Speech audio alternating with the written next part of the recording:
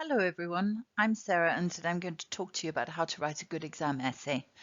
There are going to be some activities during this session, so please can I ask you to pause this presentation now and just download the worksheet from the Moodle page. Okay, let's look at the plan for today. So first I'm going to have a look at what makes a good exam essay. And then related to that, we're going to look at some common marking criteria that examiners use when marking exam essays. And then we'll use these to evaluate an example of an exam essay written by a student.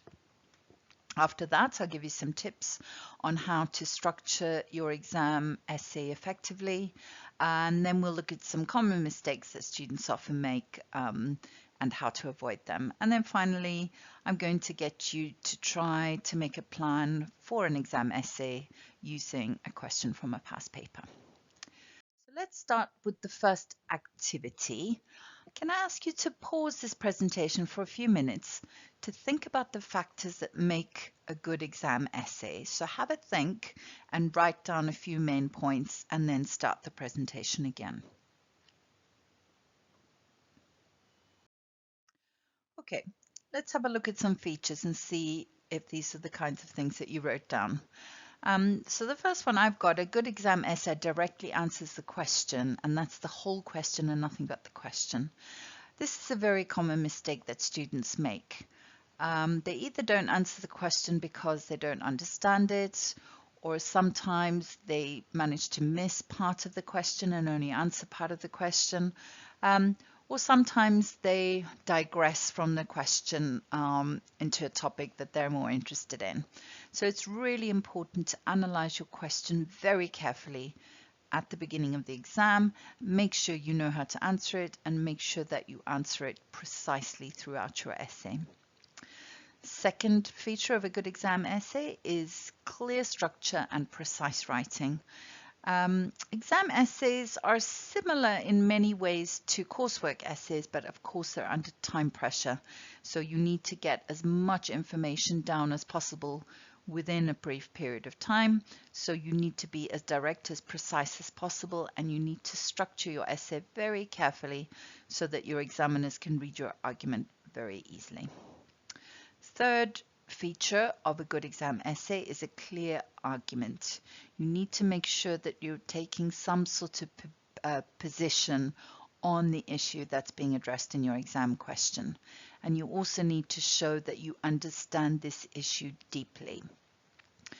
So quite often you'll get quite a broad exam question, and then it's perfectly acceptable. In fact, it's encouraged to focus on one specific for example, country or issue or aspect of the question to show that you understand the issue in depth. Another feature of a good exam essay is that it should draw on what you've learned on the course. And this involves citing the relevant literature. So you need to draw on the readings that you've done during the course, think about the lectures that you've attended, and you need to cite your key authors that you have read during the course. And the final feature of a good exam essay is critical analysis. So this is related to making an argument. You need to show that you can engage critically with the theories, with the research that's been done, with the other arguments that have been made in the literature. So this may involve evaluating their strengths and weaknesses, or setting up two positions and taking a position within that debate. Related to these features of a good exam essay, exam essays are usually marked on these main criteria, and this is across departments. The first one is relevance. In other words, does the essay answer the question? And this is so important. This should always be the focus of your exam essay. Make sure you understand the question and make sure you answer it directly. Second frequent criterion that examiners use is to assess whether you have engaged with the course themes. So what were the key theories? What were the key controversies? What were the key arguments? What are the key issues that emerged from this course? and what do you feel about them? How do you position yourself within them? And who are the key authors within this within these themes? And then directly related to that, of course, is your reference to key text. So you need to be able to cite the main sources that you discussed during the course. Knowledge and depth of reading is also very important. And if you're looking for a high mark, this is where you need to achieve. You need to show you know what's happening, and you need to show that you've done a range of reading and that you understood what you read. And finally, organization of work. In other words, the structure of your argument is a very important part of achieving a good mark. So clearly structuring your essay. Can I ask you now to pause the presentation again and take as much time as you need to read the example essay on your worksheets. Try to evaluate the essay using the typical exam marking criteria that we've just discussed, and see if you think that the essay fulfills these criteria. So again, please pause this presentation, look very carefully at the example essay, make some notes, and then come back for a discussion. Okay, I hope you've taken some time to look at that exam essay. Let's have a look through at the marking criteria and whether we think it fulfills those criteria. So the first one we discussed was relevance. In other words, does the essay answer the question? I think to an extent, yes, it does. It is relevant, but it could address the essay question more directly. So for example, the essay question asked whether the precautionary principle is intrinsically sound or unsound, but the student discussed whether it's superior to the risk-based approach. So the student compared it to the risk-based approach and evaluated its superiority. The student could definitely have spoken more directly to the exam question here.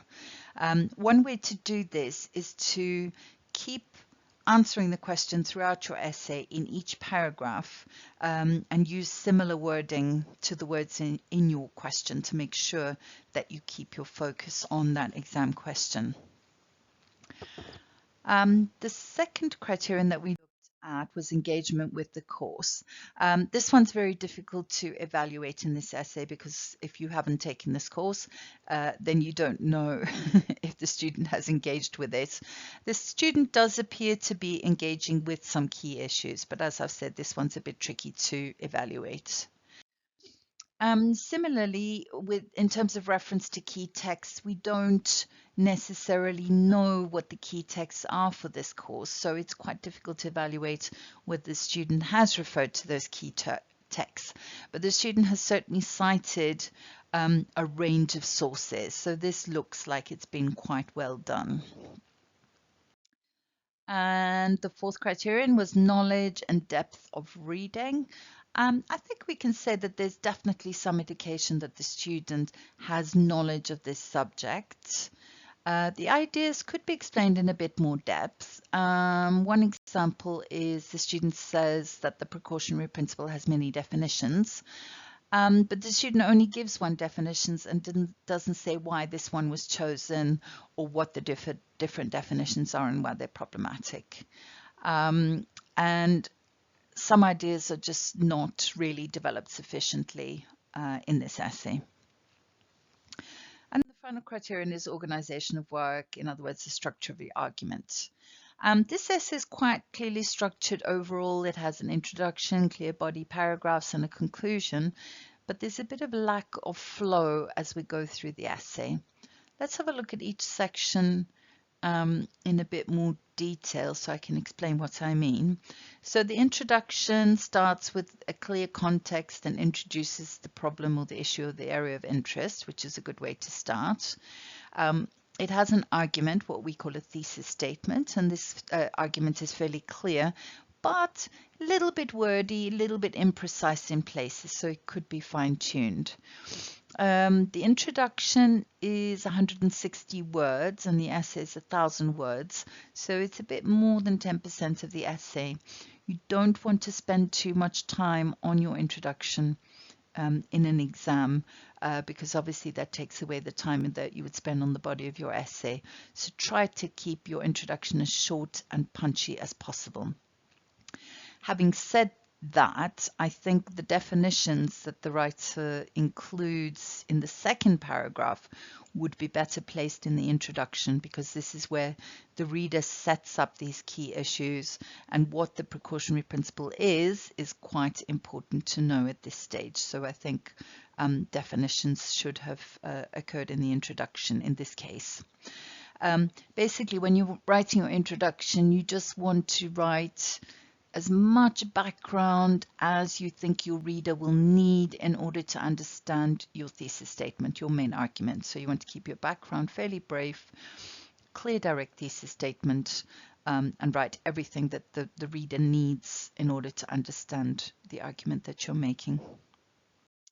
The body paragraphs were generally clear, but they could have had clearer topic sentences. A topic sentence is a sentence that provides the main arguments of the paragraph, and this is fairly frequently the first sentence of the paragraph. If these refer directly back to the essay question and answer that question, this helps your examiner read and follow your argument through the paper. So it's a really good idea to have clear, precise topic sentences to help lead the reader through. And the conclusion in this essay is quite clearly summarized. Like the introduction, it's a tiny bit long. I think it was about 150, 160 words. Again, try to keep it to 10% of the essay, so you've got more time to develop your main ideas in the body of the essay. So let's look at structure in a little bit more detail. Some tips to help you structure your essay clearly. The first thing to do, and this is so important, is to spend 5 minutes writing a plan of your essay. I know a lot of students feel like they don't want to waste time planning, but honestly, it will save you time in the long run. That time you spend planning just helps you think, arrange your thoughts, structure your essay. And we all know that feeling when we're halfway through an essay and we lose our train of thought and we forget the things that we wanted to argue. So spend 5 minutes planning out what you're going to write in each paragraph, how you're going to construct your argument, and stick to that plan. And that will help you both with your structure and with remembering the arguments that you want to make. Second point here is make sure your argument is explicit and stays clear throughout the entire essay. You do this by stating it directly. So in your thesis statement, in your introduction, make your argument very clear and explicit. The easiest way to do that is to say this essay will argue that, and then state your argument. Second way to do that is to make sure you've got clear topic sentences, one in each paragraph, that gives the main argument of that paragraph, which you then develop and exemplify. And finally, that you pull those ideas all together in the conclusion by summarizing them and reminding the reader what your main arguments are. So I've referred to this before. They will be shorter and more direct than in a coursework essay, but do make sure you have a very clear introduction and conclusion. Another thing students often forget to do during exams is to leave clear spaces between their paragraphs, and this is very off-putting for readers. So make sure you leave spaces between your introduction and the body and between each body paragraph, so that your reader can see the paragraphs. Don't forget to signpost. Signposting is the language that leads your reader through your essay.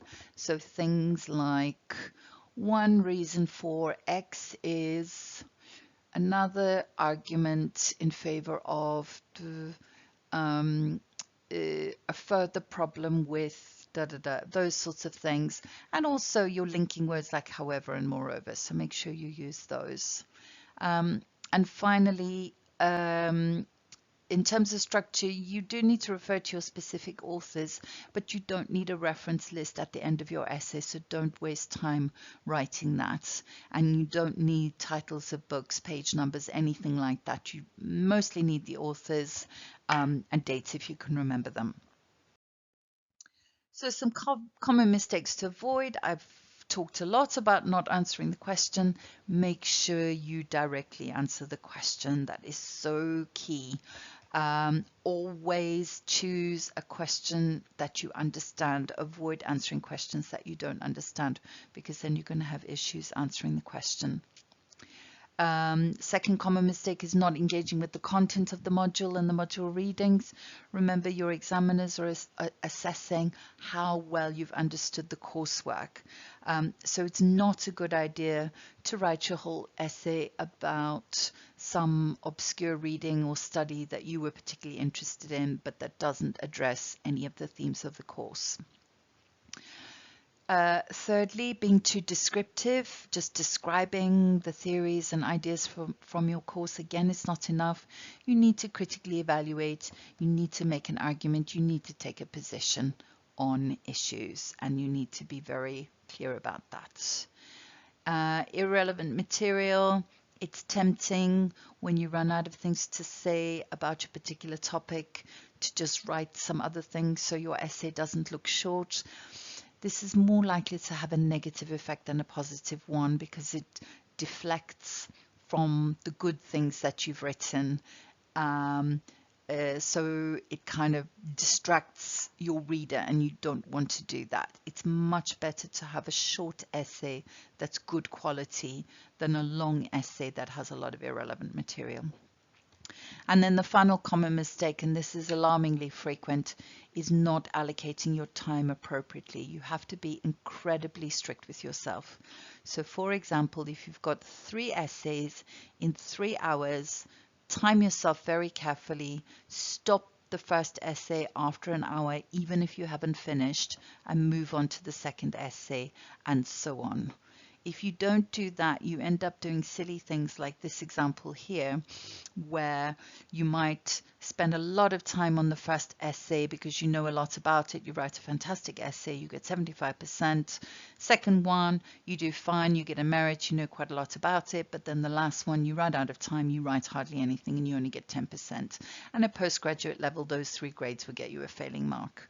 Whereas if you are very strict about your time, you are much more likely to achieve a merit in all 3 papers and a merit overall. So be very, very strict with yourself in terms of time. And finally, preparation is very important. Practice is so useful, especially if you haven't done exam essays before. The more you practice, the better you will get. And practice can have a huge effect on your exam performance. It's really worth doing. You need to do past papers under exam conditions. I've said no cheating here. By that I mean be very strict with your time. Give yourself only the time given on the paper. You can't look at any notes or anything. Treat it like a real exam. Make sure you do it under time conditions. You have to do this, otherwise it will be very different on the day. After you've written your essay, check them very carefully, evaluate your strengths and weaknesses in terms of content, structure, use of sources. Go back to your course materials, see what you could have improved. And this will really save you on the day if you do as much practice as possible. So finally, as a little practice activity for this session, try to write a 5-minute plan now. You can access past exam papers on the LSE library webpage. So find one for a particular course, choose a question, and see if you can spend 5 minutes writing a plan with a clear argument that is central to the structure, and see if you can plan it out. And as you get a bit closer to your exams, do more practice with actual exam papers under time conditions. If you would like more support, do book a one-to-one with our study advisor in LSE Live as of the 23rd of March, as of the 18th of March. These will all be online, but you can easily book a one-to-one session with the study advisor. And lots of luck with your exams. Thank you.